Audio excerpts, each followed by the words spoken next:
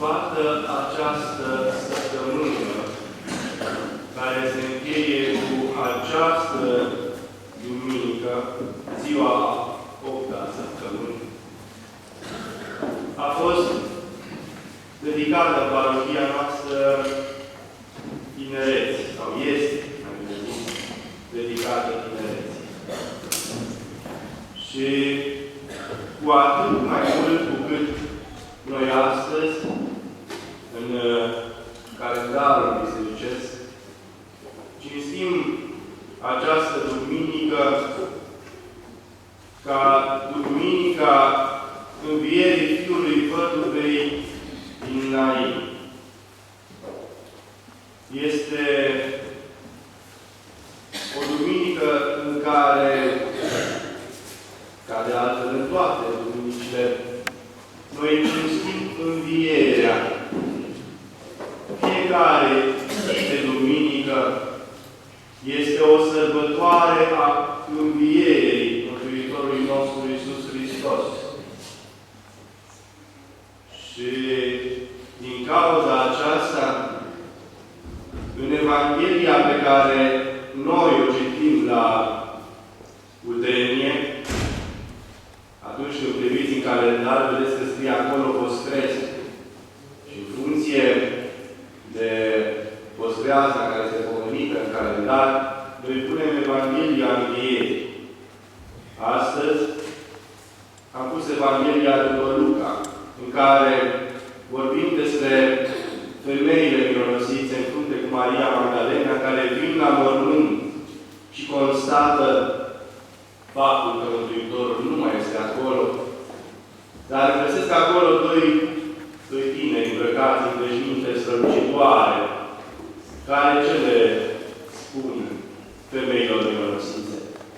Le spun faptul că așa, după cum anunțase pe când era în Galileea Mântuitorul nostru Iisus Hristos, El avea să fie răstignit și avea să învieze. Pe bine, dragii mei, tot din Galileea era tânărul acesta care a cunoscut învierea înainte de învierea Mântuitorului nostru Iisus Hristos. Pentru că cetatea Nain, care în limba evreiască înseamnă etimologic drăgălaș, drăguț, frumușel. Ceea ce ne duce cu mintea la faptul că această așezare, Nain, trebuie să fi fost o cetate frumoasă, așezată într-un peisaj frumos. Și așa este, fiind situată în apropierea muntelui Tabor, la 14 km de Tabor, și de asemenea în apropierea localității Nazaret. Și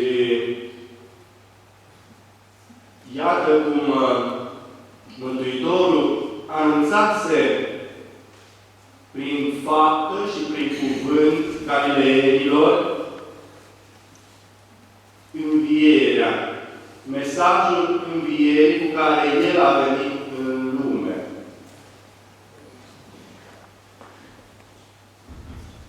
Este contribuția, dacă vreți, dar o contribuție salvatoare, mântuitoare a lui Dumnezeu la istoria noastră umană. Noi știm că Dumnezeu a creat lumea, dar știm în egală măsură că lăsându-i libertatea, o libertate pe care oamenii și-au exercitat-o însă fără responsabilitate, lumea a urmat un parcurs care nu era în conformitate cu voia lui Dumnezeu. Și a fost nevoie ca să vină Mântuitorul nostru Iisus Hristos ca să îndrepte cărările oamenilor, așa cum propovăduise Sfântul Ioan Botezătorul. ce a vrut să arate Mântuitorul nostru Iisus Hristos prin învierea de dinaintea învierii sale, învierea unui tânăr. Și fac o paranteză pentru a spune că, în general, cuvântările ținute de preoți la duminica aceasta a învierii Fiului dinainte se adresează cu predilecție tinerilor. Este un cuvânt către tineri. Dar mă întreb eu, câți dintre cei care suntem aici în biserică, indiferent dacă am trecut de pragul tinereții, nu ne simțim tineri, nu ne-am dorit să fim tineri, să avem acea tinerețe fără bătrânețe și viață fără de moarte, cum citeam în vasele copilăriei noastre. Ori, iată că Dumnezeu care nu a creat moartea. Moartea nu este o creație a lui Dumnezeu, dragii mei. Și o spune Iisus Sirac în Vechiul Testament. Dar moartea își face intrarea în lume ca o creație a omului. Dar o creație, dacă vreți, este sus creație distructivă, ca urmare a păcatului. Și privind la felul în care Dumnezeu se poziționează față de moarte și aducând noutatea învierii umane, privind la cele trei învieri pe care le-a făcut înainte de învierea sa, învierea acestui tânăr dinainte, învierea atenției tot a unei tinere, a fiicei lui Iair, și învierea lui Lazar. Și vedem că Mântuitorul încearcă să transmită două învățături foarte importante.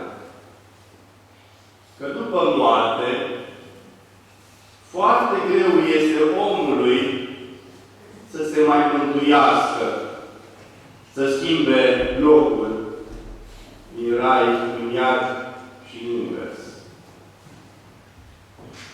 Și o știm din o altă pericopă evanghelică a învierii săracului Lazar, care, după moartea sa, viețuiește în sânul lui Abraham. Sânul lui Abraham este o metaforă a conviețuirii celor drepți, găsiți vrednici de a intra în Împărăția lui Dumnezeu după moarte, în comuniunea Sfinților. Și în felul acesta ne ducem cu gândul la cei tineri care mor înainte de vreme, cum s-ar spune. Și la învățătura Bisericii referitoare la aceștia, ce se întâmplă cu un prunc care moare înainte de a fi botezat? Ce se întâmplă cu un prunc după ce a fost botezat? Și aici știm, învățătura este foarte fermă și foarte clară că aceștia se mântuiesc datorită botezului, care șterge orice păcat și mai cu seamă păcatul scămoșesc. Ce se întâmplă cu cei tineri care, din păcate, dragii mei, se confruntă cu provocările vieții și de multe ori nu reușesc să treacă peste ele și își pun capăt zilelor. Și de multe ori se fac presiuni asupra noastră, a preoților, ca să slujim la căpătâiul lor. Și aici biserica fiind foarte fermă în privința acestora. Și de multe ori noi preoții suntem judecați.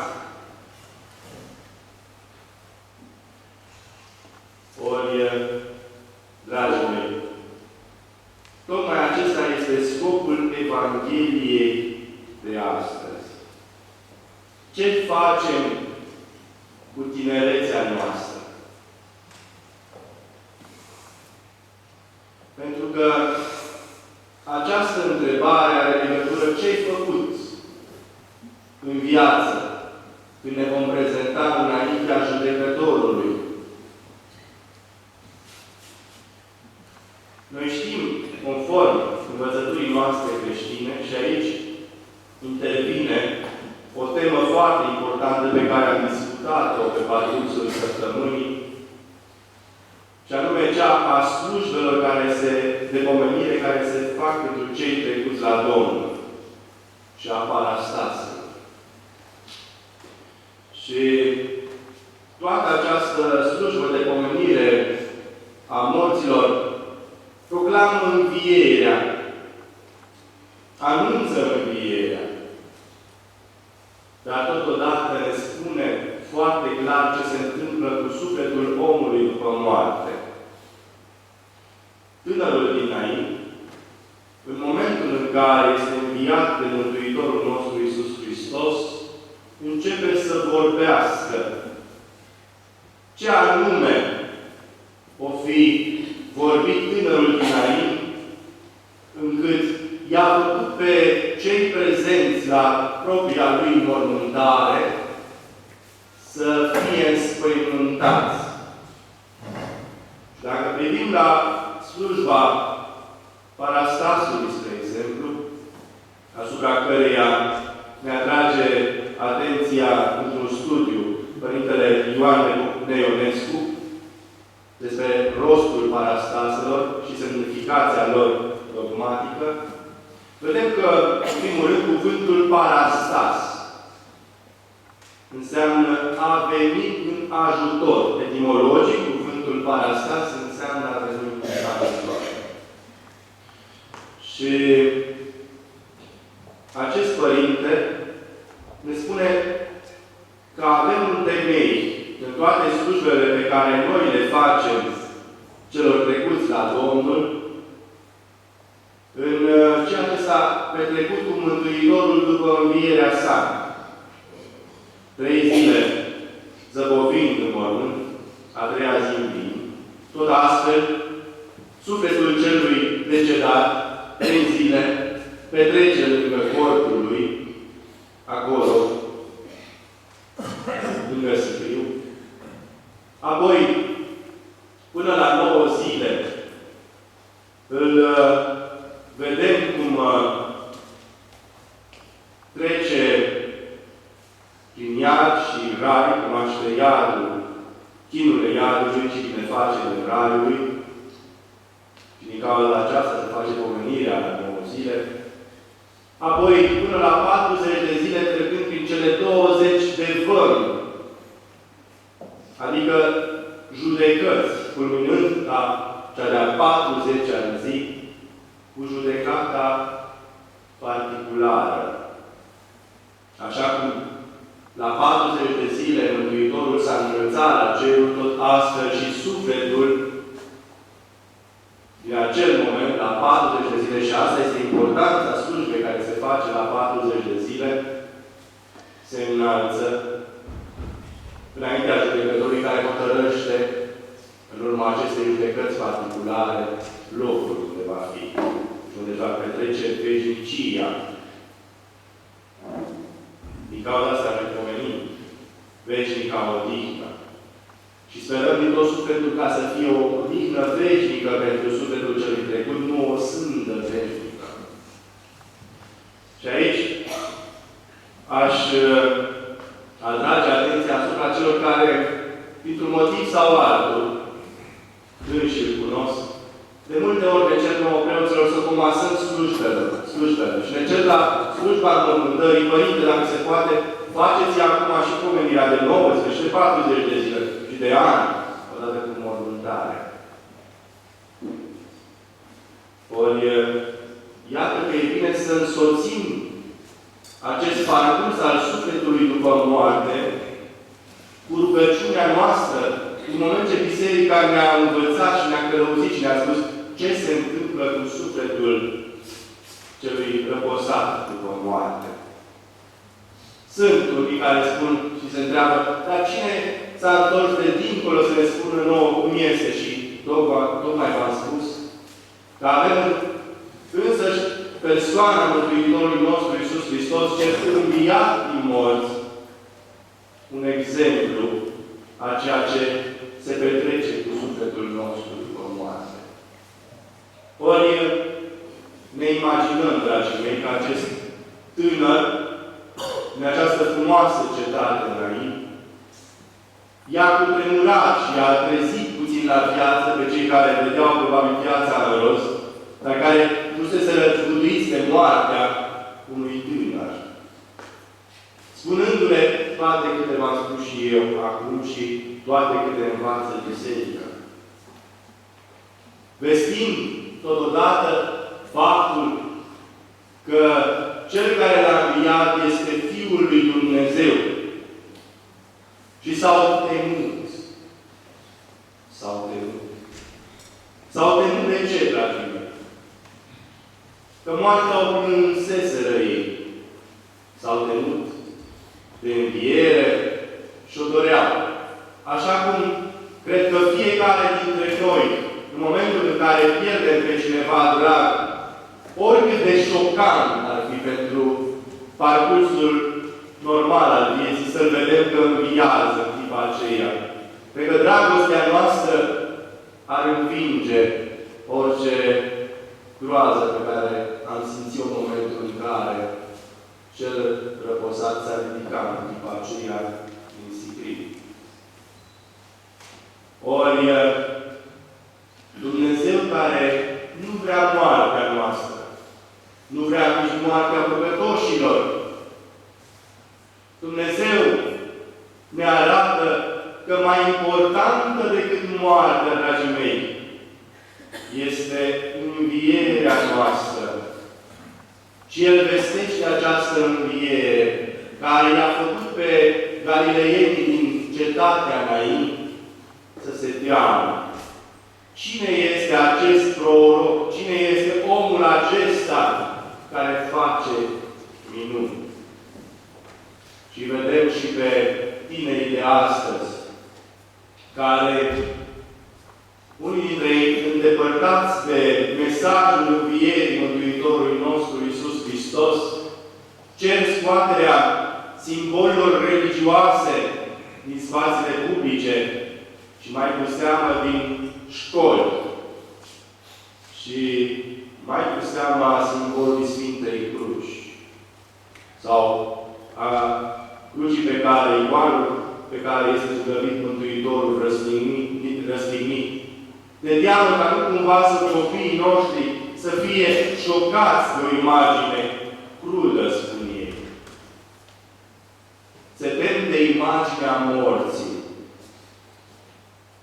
Frica morții ne face, dragii mei, tocmai prizonieri a unei culturi a morții. Despre această cultură a morții tot timpul am vorbit de aici. Și am încercat să o contraargumentăm. Pentru că ceea ce te înspăimântă, te domină, te înrobește. Și tocmai de frica imaginii morții devenim prizonieri a unei culturi a morții care spune că soluția tuturor problemelor din viața aceasta este moartea. Și atunci să mai întrebăm de ce tinerii noștri recurg la această soluție extremă astăzi. Este cutremurător. Când Biserica vine cu mesajul, cum vine și astăzi cu mesajul acesta al învierii, cu mesajul acesta către tineri, bucurați-vă, tinerilor, vouă vă zic, sculați-vă, treziți-vă, bucurați-vă de viață. Viața este frumoasă, așa cum a creat-o Dumnezeu. Nu vă lăsați înrobiți, nu vă lăsați înspăimântați, nu vă lăsați înfricoșați. Noi propovăduim o frică. dragii mei copii. Doar un singur caz este permisă frica. Frica de Dumnezeu. Pentru că dacă ne este frică de Dumnezeu, ne lăsăm dominați de Dumnezeu. Și această dulce robie în care ne conduce frica de Dumnezeu înseamnă o libertate în responsabilitate. Responsabilitatea față de cel căruia ne adresăm ca stăpâni. Dar nu pentru faptul că ar dori să ne stăpânească El, ci pentru că noi ne-am dorit să fim robii unui asemenea stăpân.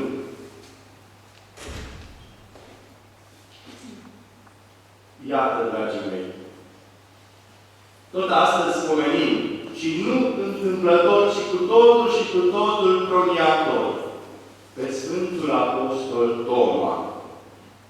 Un apostol tot al învierii, dar un apostol al învierii pentru mințile înguste a celor care se îndoiesc.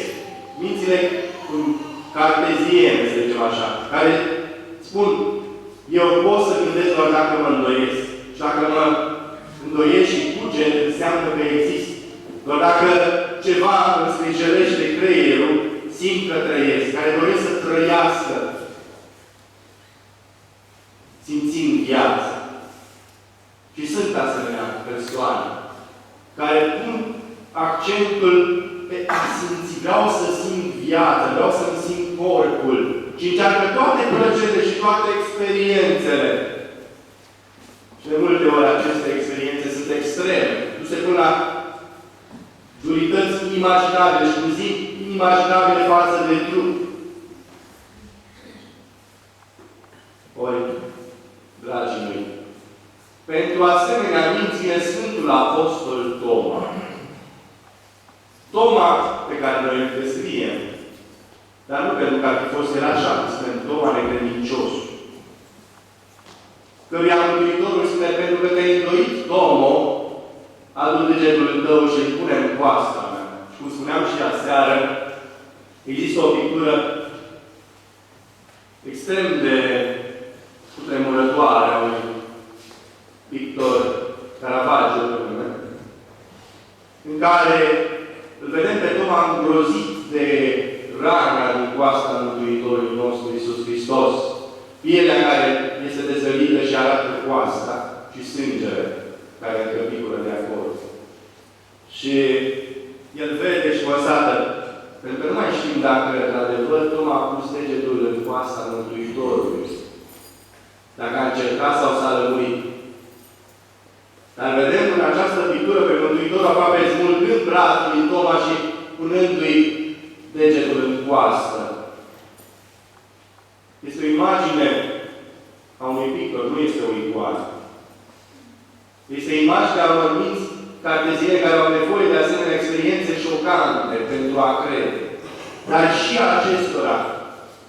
și acestora trebuie dus mesajul învierii, dragii mei. Cum trăiesc asemenea oameni învierea? Este, cred că, o problemă fiecare, personală a fiecăruia. Cum trăiesc, cum experimentez eu învierea Mântuitorului nostru Iisus Hristos? Cum mă poziționez eu și mai ales voi, tinerilor, față de înviere? Voi care, pentru voi, moartea este îndepărtată pentru mulți dintre voi și foarte bine. Dar e scutuitoare imaginea când vedem cum generațiile care ne despart de moarte, și mă refer la străbunicii noștri, la bunicii noștri, la părinții noștri. Vedem cum asemenea unor baraje cad pe rând generațiile, iar noi conștientizăm apropierea de moarte. Moartea nu trebuie să ne înspăimânte, pentru că a făcut Mântuitorul nostru Iisus Hristos gestul de a devoala, de a face moartea cât se poate de transparentă. Ne-a arătat că este de dorit apropierea de Dumnezeu cea de după moarte. Într-atât de mult încât Sfântul Apostol Pavel își dorea să moară cât mai degrabă pentru a se apropia de Dumnezeu. Pentru el a viețui însemna Hristos. Imaginați-vă, dragii mei, credința Sfântului Apostol Pavel care se grăbea să moară pentru a se întâlni cu Dumnezeu. Dar tot el spune. Și atenție celor care cred că aici găsesc un argument pentru sinucidere. Dar pentru că mai am ceva de făcut să bovesc în această lume pentru voi, pentru mântuirea voastră, pentru a vă face să toată viața voastră să o pregătiți pentru marea trecere în veșnicie. Și revin la Sfântul Apostol Toma. Noi știm că el este apostolul care a vestit în India. Și a fost chemat acolo de un împărat ca să-i ridice o cetate, cum nu mai exista pe lume. Și Sfântul Apostol Toma i-a fost recomandat ca unul care poate să facă acest lucru. Poate că din cauza aceasta el, Sfântul Apostol Toma, este și considerat protectorul, patronul arhitecților. Și Sfântul Apostol Toma i-a cerut materialele necesare, iar împăratul respectiv a început să-i furnizeze tot ce avea nevoie și mai cu seamă bogății. Și atenție! Ce vă imaginați că a făcut Toma cu toată această bogăție, dragii mei copii? Ce credeți voi că, dacă ați avea o bogăție, voi ce ați face cu ea? Teodora. Luxandra. Dacă ați avea o bogăție, ce ați face cu ea?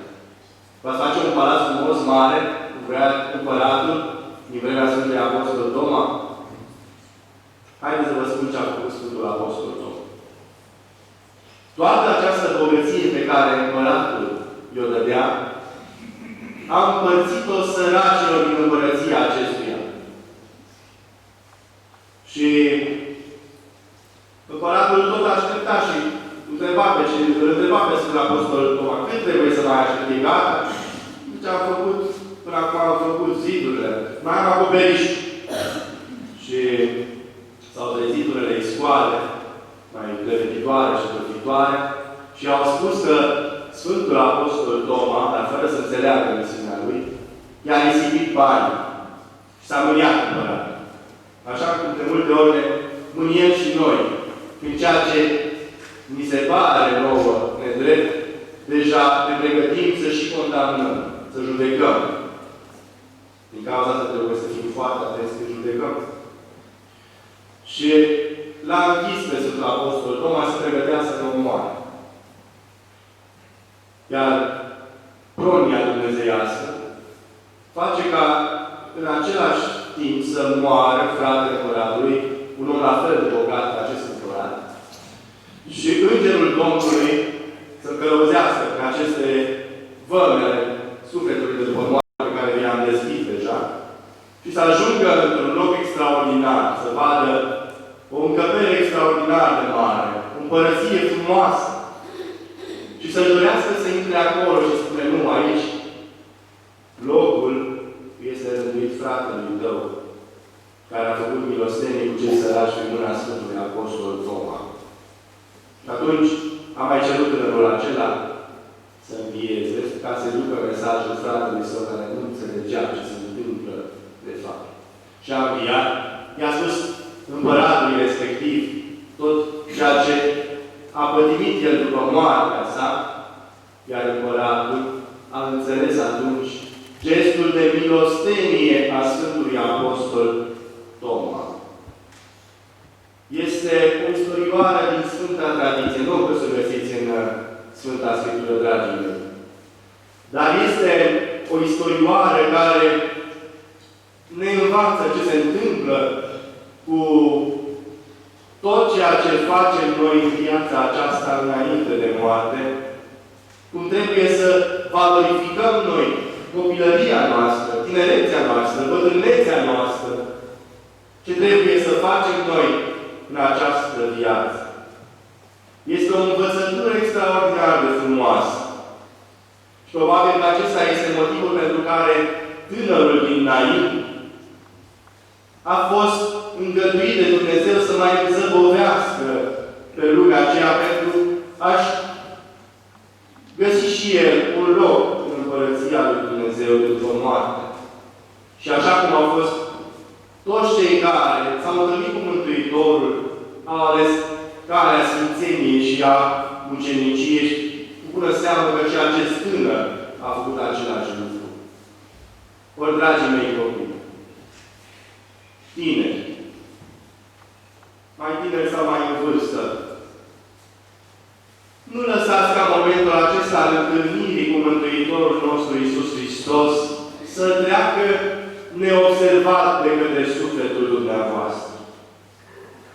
Nu ratați această ocazie, așa cum nici Mântuitorul nostru Iisus Hristos nu ratează nicio ocazie în care să ne spună: sunt aici, ai nevoie de mine, te ajut. Dar nu te ajut așa cum spuneam săptămâna aceasta, miercuri. Cum unii se precipită și din cauza asta poate se îndepărtează de credință. Pentru că cer și nu știu ce cer. Cer soluții imediate la probleme. Au o problemă financiară, vin și se roagă și cred că biserica trebuie să o soluționeze în clipa aceea. Uitând că, de fapt, tot ceea ce a făcut Mântuitorul nostru Iisus Hristos și tot ceea ce face biserica și este misiunea bisericii de a face în lumea aceasta, este de a oferi o metodă, să spun așa, omului de a trece peste suferință. Nu vine să rezolve fiecăruia concret. Ție-ți lipsesc 10 lei, îți dau eu 10 lei. Ție-ți lipsește o mână, îți dau eu o mână. Nu acesta este mesajul bisericii. Ci te învață ce să faci cu mâna cealaltă. Te învață să construiești din ceea ce nu ai. Această, îmi spunea Părintele Steinhardt, o proști de bună a fost, când am crezut că Mântuitorul cere să dau de acolo de unde am un plus. Nu! Pentru că ai datoria să împarți cu celălalt, dacă ai. Mântuitorul vine și spune, radical, dă de acolo de unde nu ai. Și le învață atât de frumos. Și le spuneam copilor care au făcut această expoziție frumoasă, nu-i așa, Rusandra? Îmi spuneau, uite, dar n-am talent la pictură. Vino, Toma, dar nu trebuie să vii să pictești, să vezi ce pictură frumoasă a făcut Rusandra, cu răstignirea Mântuitorului nostru Iisus Hristos. Iată, dragii mei, acesta este mesajul bisericii. Părinte, nu am credință. O, ce bogăție! Ce prilej nemaipomenit! Să pui credință, pentru că mare lucru este să vezi păcatul, nu sfințenia. Că facem o greșeală mare, mare, care nu este demnă de un creștin. Să ne considerăm sfinți. Ori, sfinții, dragii mei, dacă tot folosim atâta exemplu de sfințenie a Sfântului Pantelimon, imaginea cuvioasei Paraschieva, păi, dragii mei, ei nu-și vedeau decât păcatele lor. Slavă lui Dumnezeu! Așa cum Ruxana vedea că nu are talent și a dovedit că are talent. Pentru că a dat de acolo de unde nu avea. Pentru că și-a identificat ceea ce avea nevoie. Nu iubesc, Părinte, nu poți să iubesc. O, dragule! Păi atunci trebuie să iubești. Părinte, nu pot să speri, să am nădejde. Păi, dragul meu, iubește viața și nădăjduiește în Dumnezeu și mergi mai departe. Ți-ai dat seama cine ești. Ce lucru mare să dai seama. Cine ești tu și cât contezi în planul mântuirii sufletului, propriului tău suflet. Cine sunt eu? Asta să vă întrebați, tinerilor. Ce pot eu să fac? Sau ce nu pot să fac ca să completez această lipsă a mea. Nu pot să cânt, voi exersa. Nu pot să cânt la stradă, voi exersa. Și vom avea o stradă extraordinar de frumoasă, ca de exemplu cu Avem. Nu pot să fac o faptă de milostenie, voi face. Iată, dragii mei, iată mesajul către tânărul dinainte. Tinerilor, vă spun, sculați-vă din moarte. Ați simțit că sunteți pe moarte, oamenilor. Iubiți viața, dar iubiți-o creștinește. Clipele de răgați care le mai aveți, valorificați-le, cum ne învață Sfântul Apostol Toma, prin exemplu pe care l-a dat, aceea de a construi. El nu se opune faptului de a construi viața aceasta, dar ne arată că trebuie să privim și dincolo de moarte. Ca ceea ce facem în viața aceasta să conteze pentru viitorul nostru, dincolo de moarte, până și dincolo de moarte. Iată ce lucruri trainice ne învață Biserica să construim în viață. Nu lucruri care se risipesc a doua zi. Iar Biserica este în sine o construcție. Biserica nu este a noastră, cum zicea și îl parafrazez pe Sfântul Ștefan cel Mare. Nu este nici a voastră, dragii mei, ci este a acestor tineri și nici măcar a lor, ci a generațiilor care vin după ei. Niște generații care se pregătesc de învierea cea de obște. Construim nu generații care baricade în fața morții, ci trebuie spre înviere, din generație în generație, pentru a ne apropia spre învierea cea de obște. Pentru că ceea ce le lăsăm noi tinerilor noștri, dragii mei, și aceasta este ultima învățătură despre parastas. Și despre judecata care se face la 40 de zile, care nu este singura, și judecata cea de obște. Suntem judecați în judecata particulară, dar încă o dată judecați, pentru că sunt aceste generații cărora noi lăsăm moștenire ceva. Spre exemplu, o carte. Hitler a scris o carte. El a fost această judecata particulară pentru câte suflete a omorât. Dar și cartea lui, la rândul este la fel de nocivă și distruge alte generații, alte generații de suflete. Și va fi judecat și pentru ele la judecata cea de obște. Ori, dragii mei, să conteze ceea ce facem bun în viața aceasta, pentru a nu fi judecați că am lăsat generațiilor noștri o biserică goală, spre exemplu. O biserică în care învățătura pălește, învățătura de credință. Să nu fim judecați, ci dimpotrivă, să faptele noastre spunem, dar, Părinte, nu am, ai, ajută un tânăr, ajută un bătrân de lângă tine. Ajută aceste generații să se apropie și ele de înviere. Spuneți și voi, tinerilor de lângă voi, cum a făcut Mântuitorul nostru Iisus Hristos, tinerilor, vouă vă spun, sculați-vă!